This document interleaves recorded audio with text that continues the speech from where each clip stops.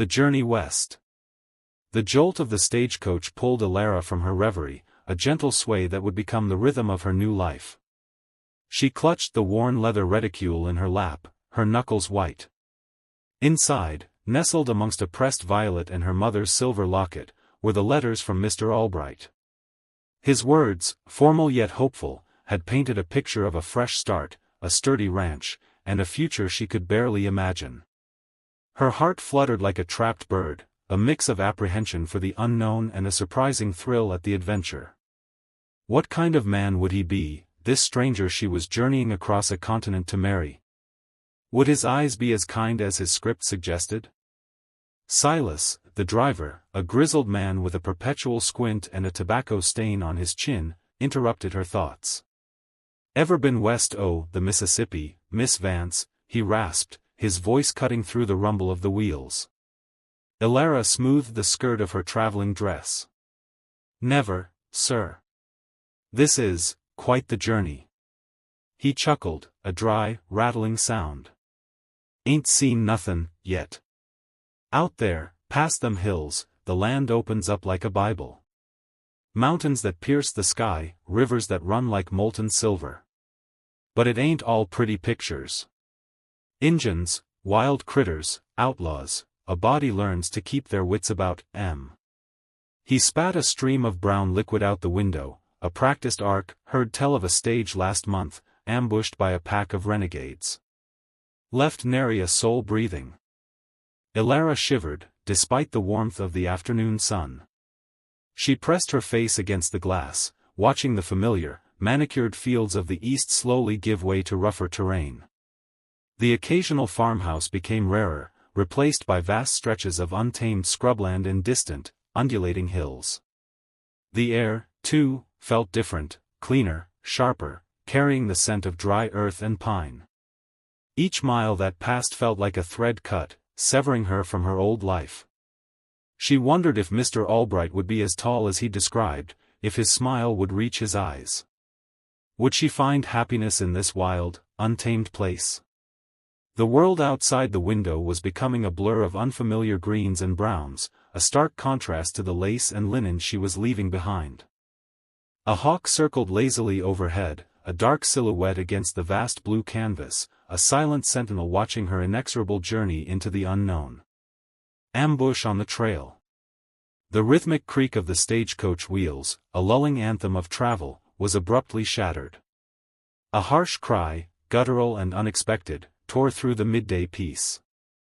Elara, dozing against the plush velvet, jolted awake as the carriage lurched violently. A cacophony of shouts erupted outside, interspersed with the terrifying thud of horses' hooves and the metallic clang of weaponry. Panic, cold and sharp, seized her. Through the dusty window, she caught a fleeting glimpse of masked figures on horseback, their dark clothes blending with the mottled shadows of the surrounding scrubland. "Bandits!" someone shrieked from the front. The stagecoach driver, a grizzled man named Jeb, let out a desperate yell as the vehicle swerved erratically, then ground to a halt with a jolt that sent passengers tumbling. A rough voice barked, "Everyone out. Hands where I can see, em." The door was ripped open with a splintering groan, revealing a towering figure in a tattered duster, his face hidden behind a crudely cut bandana. He held a gleaming pistol, its cold muzzle glinting in the harsh sun. Fear choked Elara, turning her tongue to lead. The other passengers, a mix of merchants and a stern-faced matron, scrambled out, their faces pale with terror. The girl, the leader rasped, his eyes, visible above the mask, fixing on Elara. "The blonde one. I hear you carry something precious, little bird." His gaze, unsettling and predatory, seemed to pierce through her simple traveling dress to the imagined jewels beneath. Elara instinctively recoiled, pressing herself against the back of the seat. She clutched the worn leather of her satchel, containing only a few sentimental trinkets and the letters from her intended. Before she could form a coherent thought, a strong, calloused hand snaked into the coach, clamping around her arm. "No!" she cried out, her voice thin and reedy. She struggled, kicking out blindly, but the grip was unyielding. Another bandit, smaller but equally menacing, reached in to help pull her. The velvet lining of the coach tore as she fought, her heart hammering against her ribs like a trapped bird. She screamed, a raw, desperate sound, as they began to drag her from the relative safety of the stagecoach, into the glare of the menacing figures. The silent savior. The rough hands fumbling with the ties of her bonnet sent a cold shiver down Alara's spine. Panic, a frantic bird, beat against her ribs. The bandit, reeking of stale sweat and cheap whiskey, grinned, his teeth yellowed and uneven. "Pretty little thing, ain't ya?" he snarled, yanking her forward. The stagecoach was a wreck, splintered wood and overturned luggage strewn across the dusty trail.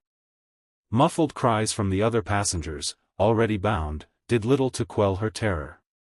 This was it. Her journey to a new life, to a promised husband she'd never met, was ending before it truly began, not with a wedding, but with this. Suddenly, a shadow fell over them, deeper than the setting sun. A guttural roar, primal and resonant, ripped through the air. The bandit froze, his grin dissolving into a look of bewildered fear. From the dense thicket bordering the trail, a figure emerged, a silhouette against the fading light, impossibly tall and broad-shouldered. He moved with the silent, predatory grace of a mountain cat. He wore deerskin, his dark hair a braided river down his back, and his face, what Alara could discern, was a mask of fierce resolve. He carried a war club, its stone head a blur as it descended. A sickening thud, a choked cry, and the bandit who had held her crumpled. The air crackled with sudden violence. The warrior was a whirlwind, a force of nature. He didn't speak, he merely acted, his movements fluid and precise, each strike delivered with overwhelming power. The remaining bandits, caught off guard and outmatched, faltered. Their bravado evaporated, replaced by frantic shouts and desperate attempts to flee. One by one, they scattered into the gathering dusk, leaving behind the groans of their injured and the chilling silence of their defeat. As the last echo of their retreat faded, the world seemed to hold its breath. Alara, still trembling, slowly raised her head. The warrior stood over the fallen bandit leader, his chest rising and falling evenly, his breathing calm despite the recent onslaught. He turned his gaze, dark and penetrating, towards her. Alara met his eyes, a strange mix of fear and an undeniable, curious pull. He was a sentinel carved from the wilderness, a silent savior who had materialized from the very earth.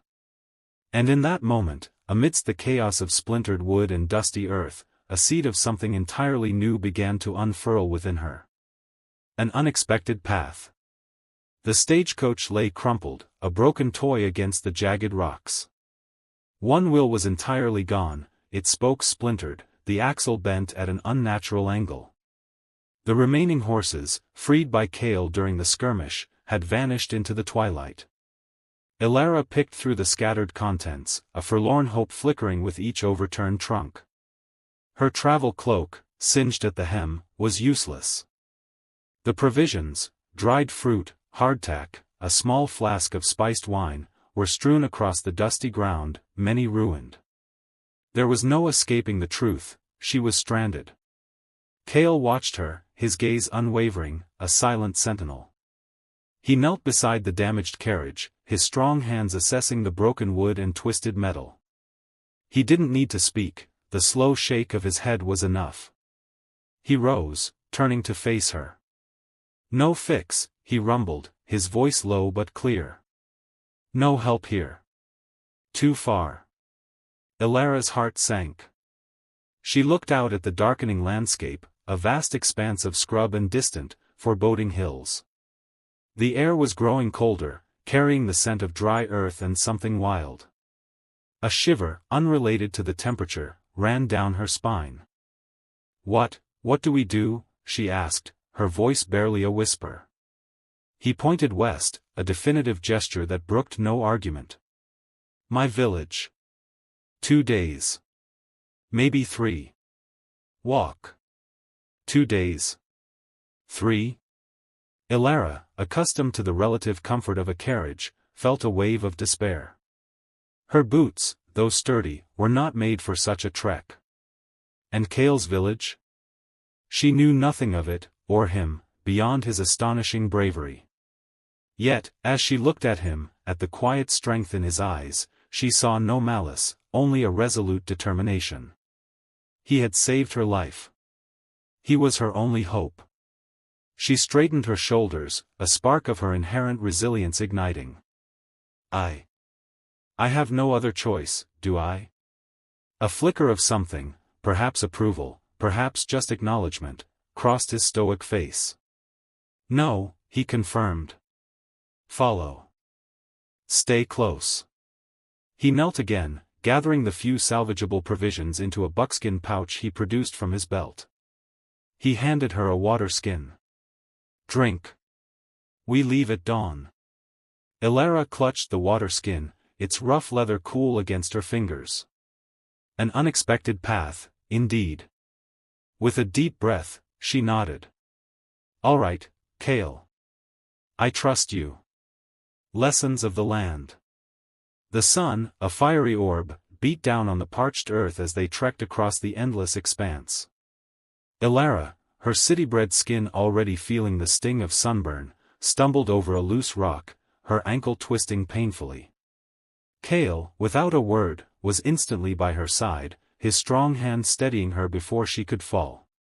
He knelt, examining the bruised skin with a practiced eye. Rest, he commanded, his voice a low rumble. While Elara sat, nursing her throbbing ankle, Cale began to move with a quiet efficiency she found mesmerizing. He paused by a cluster of broad-leafed plants, his fingers tracing their veins before he dug into the soil beneath with a sharpened stick. He unearthed a thick, fleshy root. Water, he grunted, offering her a piece. The taste was earthy, slightly bitter, but undeniably hydrating. Later, he showed her how to identify wild onions by their scent and how to distinguish edible berries from poisonous ones, crushing a few for her to sniff. Red and round, often trouble, he warned, his gaze sharp. Elara's initial attempts at gathering were clumsy. She mistook a thorny weed for a medicinal herb and nearly pricked her finger on a scorpion hidden beneath a stone. Each misstep brought a flicker of exasperation to Cale's stoic face, but never anger. Instead, he would calmly demonstrate the correct way, his patience a stark contrast to her flustered movements. She learned to read the subtle shifts in the wind, the tracks of small creatures in the dust, and the calls of distant birds. The wilderness, once a terrifying, undifferentiated expanse, slowly began to resolve into a complex tapestry of life and danger, each thread understood by Cale. One evening, as the stars began to pinprick the darkening sky, Elara watched Cale effortlessly skin a rabbit he had snared. The task, gruesome in its necessity, was performed with a quiet dignity. He cleaned the meat, spicing it with wild herbs, and roasted it over a small, smokeless fire. The smell, rich and savory, made her stomach rumble. As she ate, the warmth of the fire on her face, she looked at Cale. His profile, etched against the dying light, seemed to embody the land itself, rugged, resilient, and profoundly ancient. A wave of respect, deep and resonant, washed over her. He wasn't just her rescuer, he was her anchor in this untamed world, a silent, powerful guardian who, with every lesson, was teaching her not just to survive, but to truly see. Stories by Firelight. The crackle of the fire was a steady heartbeat against the vast silence of the prairie. Elara watched the flames dance, their warmth a welcome embrace against the cool night air. Cale sat opposite her, his silhouette etched against the orange glow, carving a small wooden bird with deft movements. The quiet stretched, comfortable rather than awkward now. "It's different out here," Elara began, her voice soft. "Back home, in Boston, everything is brick and cobblestone. Here, it's just sky." She hugged her knees. "My father, he's a merchant. Expected me to marry a man of good standing, continue the family legacy. But I always dreamed of something more, something wilder. That's why I agreed to come west, to marry Mr. Thorne. I thought it would be an adventure. A wistful sigh escaped her lips. Turns out, the adventure found me sooner than expected. She glanced at him, a shy smile touching her lips. What about you, Cale? You're home? Cale paused his carving, his dark eyes meeting hers across the flickering light. My home is the land, he said, his voice a low rumble. The mountains, the rivers. My people, the NDE, we do not build houses like yours. We build brush shelters, easy to move. We follow the game, the seasons. He gestured with the half-formed bird. My father taught me to hunt, to track. My mother, to weave, to know the plants. He looked back at the wood in his hands. We tell stories around fires like this. Stories of the ancestors, of courage, of how the world came to be. Stories? Elara leaned forward, intrigued. Like legends? He nodded. Lessons. Wisdom. Like how the raven brought the sun, or the coyote played his tricks. He held up the carved bird. This is a hawk. My clan. It teaches us to see far, to be swift. Elara imagined a world where every creature held a lesson, every mountain a memory. I always loved stories, she confessed. Fairy tales, mostly. But yours sound real. The fire cast long shadows that danced and swayed, making the world feel ancient and alive.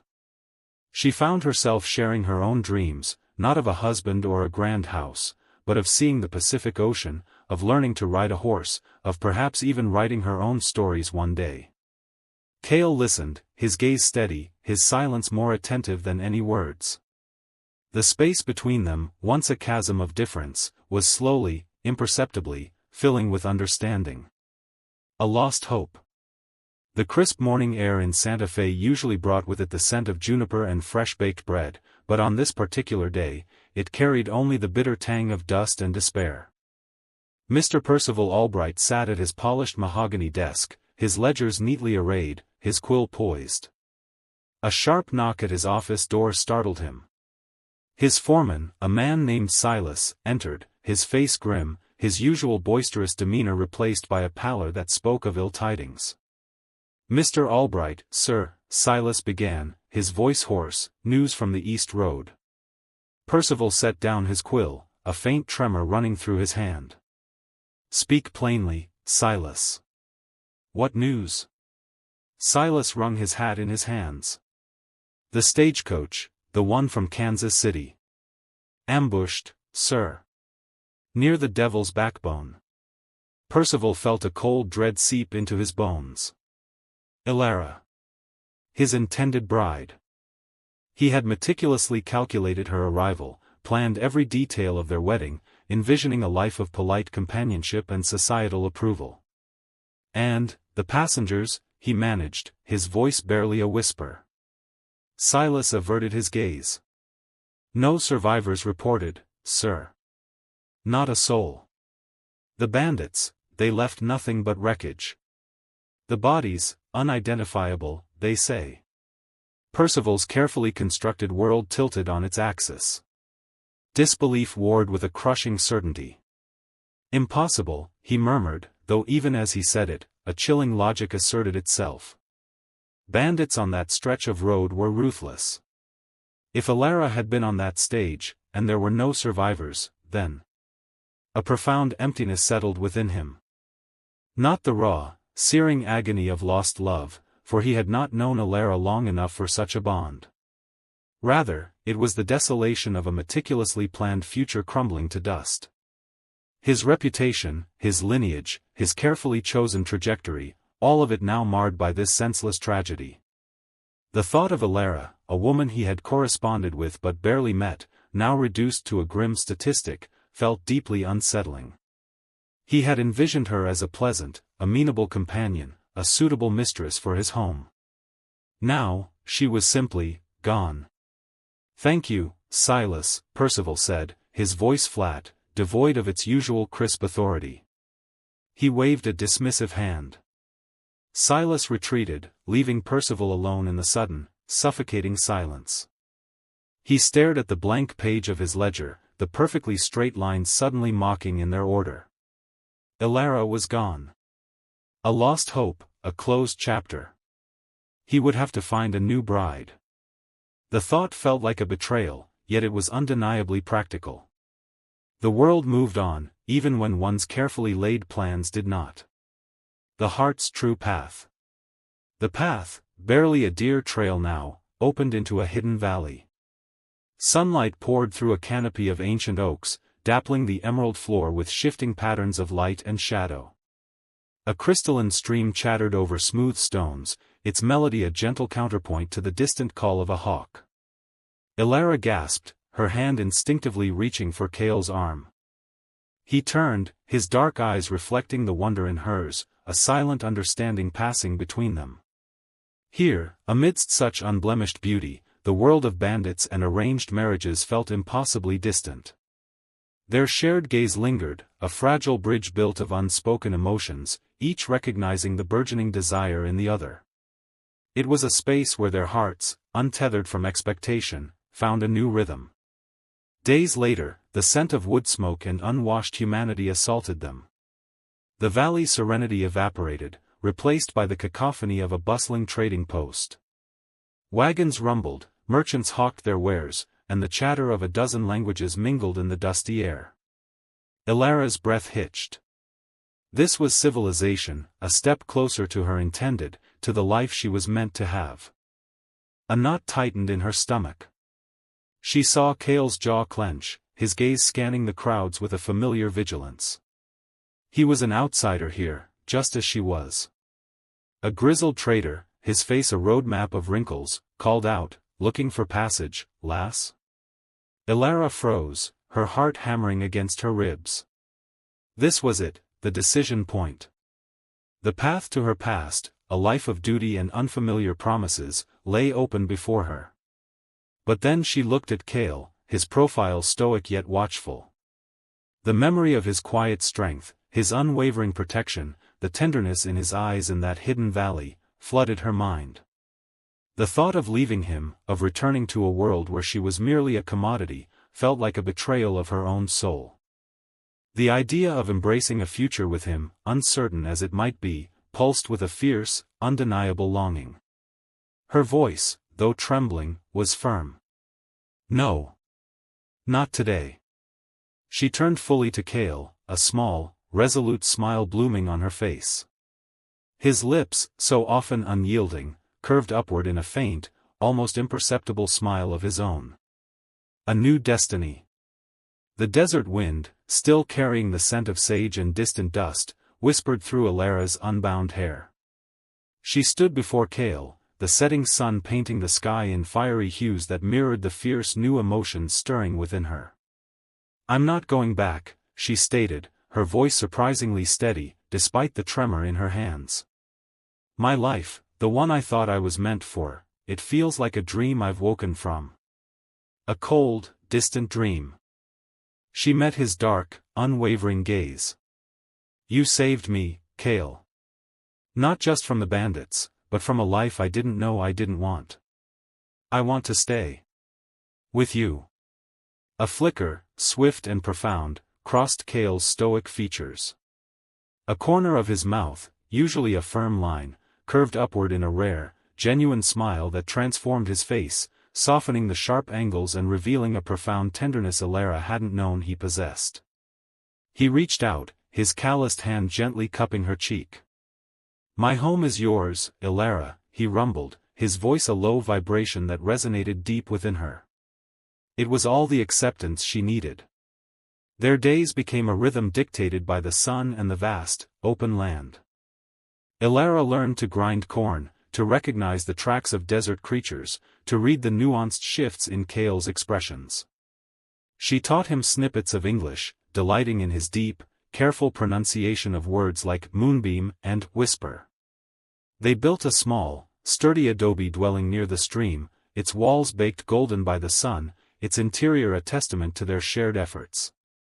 She discovered a surprising aptitude for sketching the vibrant desert flora, while Cale, with quiet pride, showed her ancient petroglyphs carved into hidden canyon walls. Their laughter, light and free, carried on the western breezes, mingling with the calls of hawks circling high above. Love, unbidden and fierce, took root and flourished in the rugged wilderness, stronger than any prearranged destiny.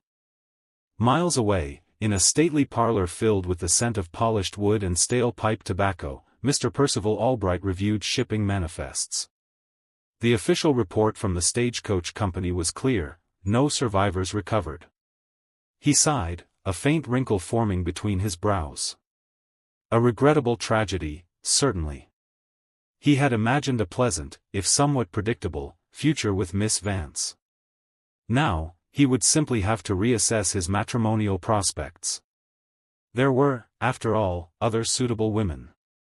He took a sip of his lukewarm tea, entirely unaware that his lost bride was, at that very moment, finding a new, wild, and utterly exhilarating life under a sky larger and more beautiful than he could ever imagine.